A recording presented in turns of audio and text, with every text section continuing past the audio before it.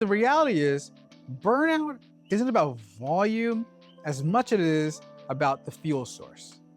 You can work 40 hours running on purpose and feel energized, or you can work 25 hours running on fear and feel destroyed. Burnout isn't proof that you're weak. Burnout is proof you've been running on the wrong fuel that was never meant to carry you. Survival fuel always has a cost. It works in the short, but destroys in the long term. You don't remove survival fuel, you replace it with sustainable fuel. The wrong fuel gets you moving, but it burns fast and leaves you empty. The right fuel sustains you and expands you. If you're exhausted, despite doing less than you used to, you're not burned out from working too hard, you're burned out from running on the wrong fuel. I'm Ben Chaco.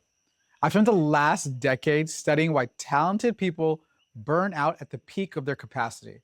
And I've built a methodology that helps leaders unlock their performance without the exhaustion. Here's what I see constantly.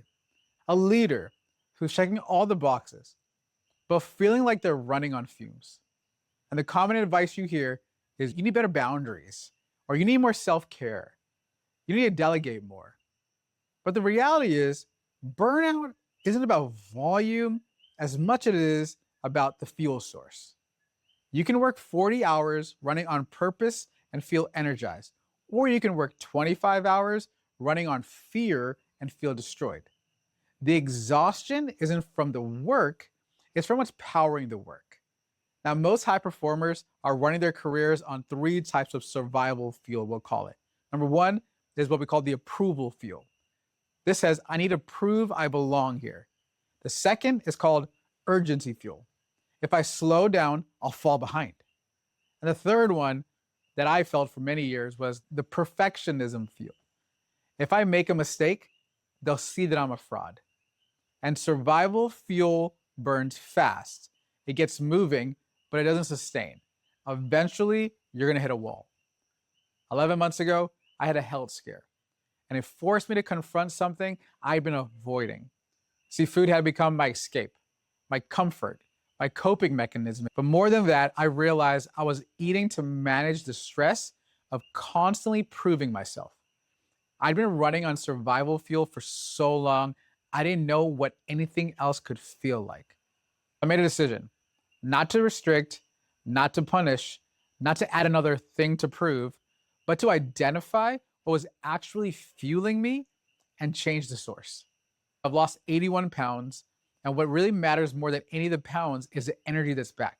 About 8 weeks ago, I had a minor surgery and I couldn't train in the gym or lift for 6 weeks. My freedom wasn't in the activity or the restriction, it was in the source. I wasn't running on fear or gaining weight or urgency to stay disciplined. I was running on the alignment with who I'm becoming, the journey I'm on. And this pattern shows up everywhere. Leaders running on approval fuel instead of purpose fuel, parents running on comparison fuel instead of conviction fuel, and high performers running on proving fuel instead of ownership fuel. See, burnout isn't proof that you're weak. Burnout is proof you've been running on the wrong fuel that was never meant to carry you. How do you identify what's actually powering you? I use this framework that I call the Fuel Source Audit. 3 steps. I want to walk you through it with the specific questions that you can ask yourself. Step 1, check the source. What's actually powering you? Most people can't answer this because they've never asked. Ask yourself these, we'll call it these diagnostic questions. Number 1, what thought drives me to start working? See, survival fuel, the answer would be, I need to prove I can do this, or I can't fall behind. Sustainable fuel answers, I'm building something that matters, or this aligns with who I'm becoming.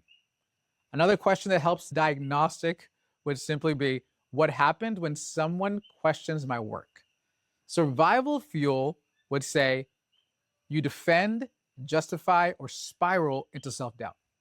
But sustainable fuel, the response would be, you're curious, you assess objectively, you're unmoved by external validation. is what do I feel when I have downtime?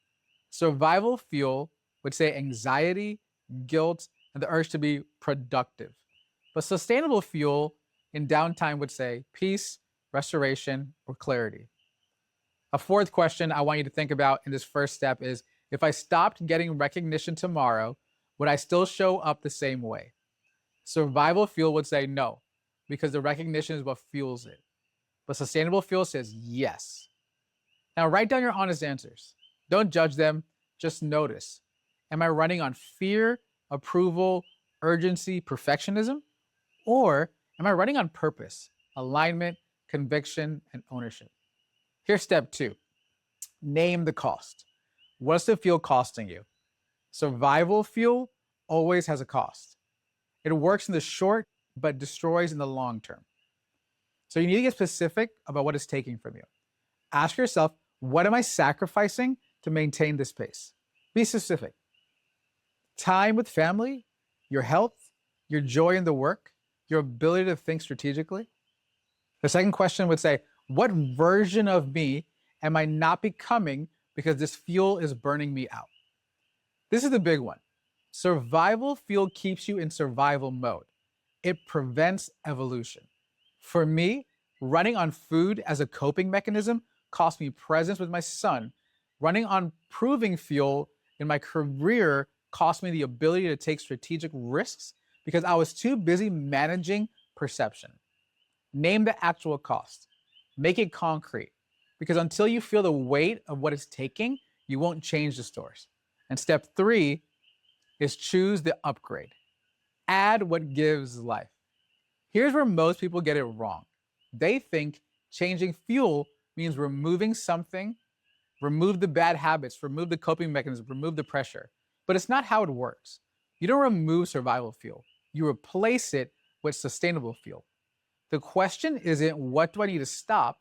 The question is what fuel source would actually sustain me? So here's the upgrade path from this to this, from approval to purpose. What am I building that matters regardless of recognition? From urgency to clarity. What actually moves the needle versus what just feels urgent? Perfectionism to standards. What's the standard I'm creating versus trying to meet someone else's? Comparison to conviction. What do I know to be true about my path? And then proving to ownership. What am I taking full authorship of? Let's say you identify you're running on approval fuel. Every decision is filtered through, will this make them respect me? The upgrade isn't to stop caring what people think. That's impossible in our world. The upgrade is to anchor to purpose first, then consider input. So before you start working, you ask, what's the outcome I'm creating? Not what will make me look good. Then you let approval be a byproduct, not the fuel. Or let's say you're running an urgency fuel. Everything feels like a fire drill. You can't say no, you're reactive. The upgrade is to clarity. What are the 3 things that actually create results this quarter? You write them down, you protect them. Everything else is noise. Now you're running on strategic clarity, not reactive urgency. Identify the survival fuel. Name what sustainable fuel would look like. Anchor your decisions to the sustainable source before you take action. Let me show you what this looks like in real leadership situations. You're in a meeting. Someone challenges your strategy. Your gut reaction is to defend, to prove. You thought it through to win the argument. That's approval fuel. You're running on, I need them to see I'm competent. The upgrade is the purpose fuel. You pause and ask, what would serve the outcome here? Maybe the challenge has merit, but your response isn't about protecting your image, it's about serving the mission. Scenario 2 is what we call the urgency-fueled executive. Your calendar is back to back. Everything feels important. You're exhausted, but can't figure out what to cut. The urgency fuel you're running on, if I slow down, something will break. But the upgrade is what we call clarity fuel. You block 1 hour Monday morning to ask, what are the 3 initiatives that actually drive revenue, impact, or mission this quarter? You protect those ruthlessly. Everything else gets delegated, delayed, or deleted. Now you're running on strategic clarity, not reactive urgency. The wrong fuel gets you moving, but it burns fast and leaves you empty.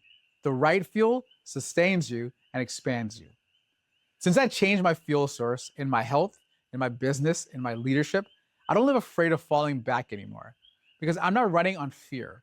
I'm running on freedom. I'm running on purpose. I'm running on purpose. And the performance is better. The results are better. I'm present. I'm clear. I'm operating from capacity I never knew I had because I'm no longer burning it all on survival. And this is what we do at Empower Potential. We help individuals identify the narrative that's been fueling them, usually some version of the I'm an underdog or I have to prove myself to belong. And we systematically upgrade the fuel source. We call it the rooted methodology. And this fuel source audit is just one piece of it. So let me ask you, what fuel is powering you right now? What's fueling your performance and what is costing you? I built a diagnostic tool called the Potential Profile. It takes about 10 minutes. It'll show you your fuel source, your limiting narratives, and the exact gap between your authentic capacity and your current performance. The link is in the description and it's free. And it'll give you more clarity in 10 minutes than people will get in 10 years. You don't need more capacity. You need to stop burning the capacity you have on the wrong fuel. Take the assessment. Let's find out what's actually powering you because we believe that potential isn't earned, it's unlocked.